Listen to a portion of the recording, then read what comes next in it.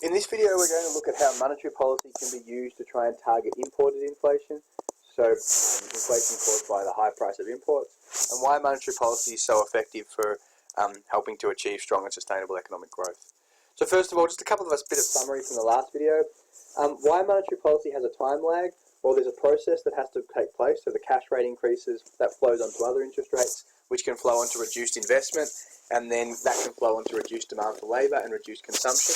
But that whole process can take quite a long time, and therefore the RBA has to be preemptive. You need to be aware of lagging and leading indicators and how they can impact inflation. You also need to be aware of open mouth operations, so the impact that the RBA saying they're going to raise the cash rate can have on people's spending, because they don't think inflation is going to occur anymore, so they might not spend as much, and then more people are less likely to demand a higher nominal wage because they're less worried about inflation occurring as well. Alright, how can monetary policy be used to fight imported inflation? But imported inflation is inflation that's being caused by higher prices of imports, so things like oil and food and things like that.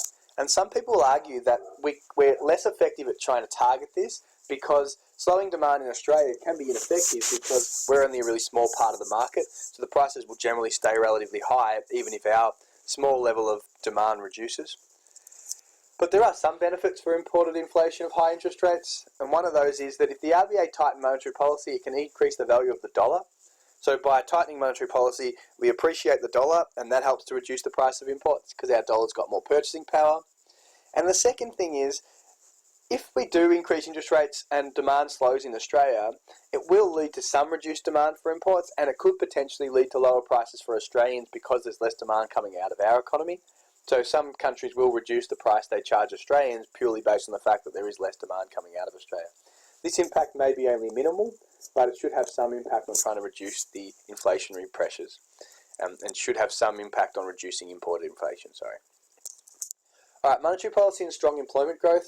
So as I said to you in the previous video, low inflation is critical for growth in real GDP and employment. Without low inflation, it's really hard for us to grow, it's really hard for us to stay competitive. So low inflation boosts consumption spending because prices are cheaper and we've got more purchasing power, so we can buy more things. It increases consumer and investor confidence as they are more confident in their future sales potential. And thirdly, it increases our international competitiveness and boosts demand for exports.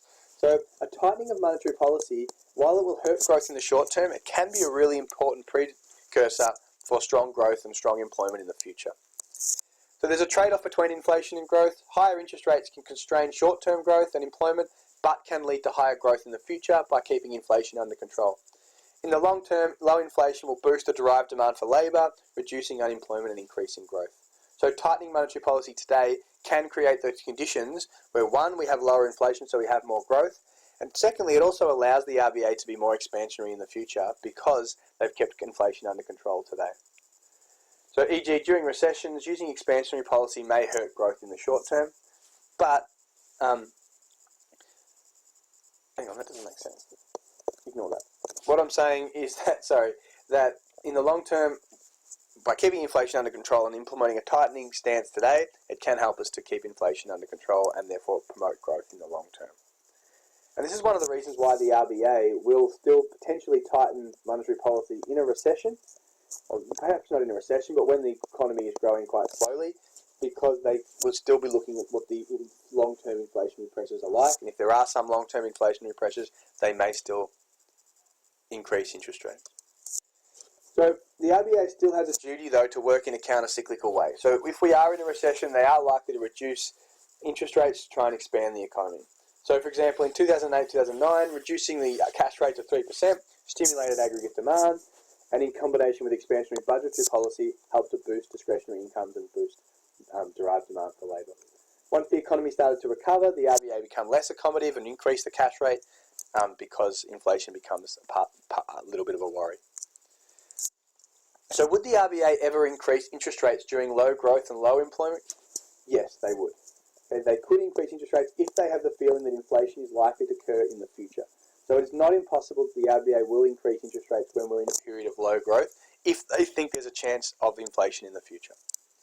So, summing up, reasons high interest rates reduce imported inflation. 1, appreciates the dollar.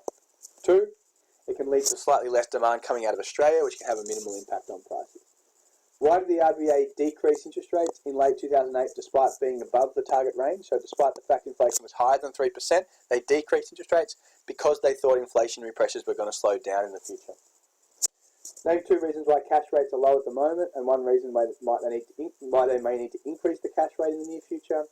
2 reasons it's low, and we're going to go into this in more detail. 1, low wage growth. 2, slow growth overseas. And 1 reason why they might need to increase the cash rate, potentially higher property prices or the depreciation of the dollar. When is the RBA likely to trade off shorter-term growth for longer-term growth? Well, they may implement a tightening of monetary policy now if they see inflationary pressures occurring, and that will help to stimulate growth in the long term if we can keep inflation under control.